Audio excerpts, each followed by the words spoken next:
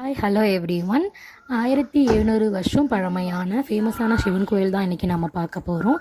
அரச மரத்து அடியில் வேர்லேருந்து தோன்றிய பிள்ளையார் இங்கே ரொம்ப ஃபேமஸ். அண்ட் இந்த கோவில் வந்து பரிகார ஸ்தலம், எல்லா விதமான பிரச்சனைக்கும் பரிகாரம் பண்ணுற இடம் அப்படின்னும் சொல்லப்படுது.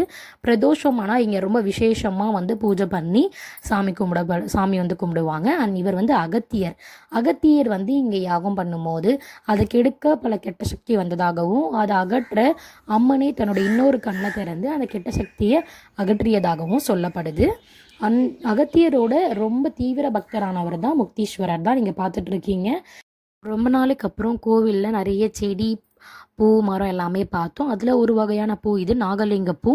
நிறைய பேருக்கு இது தெரியாது. நாகம் படையெடுத்த மாதிரியும் உள்ள குட்டியாக லிங்கம் இருக்க மாதிரியும் இருக்கும். கொடி மரத்தில் விழுந்து கும்பிட்டு சாமி நல்லபடியாக தரிசனம் பண்ணியாச்சு. இதுதான் அந்த மரம். தேங்க்ஸ் ஃபார் வாட்சிங்.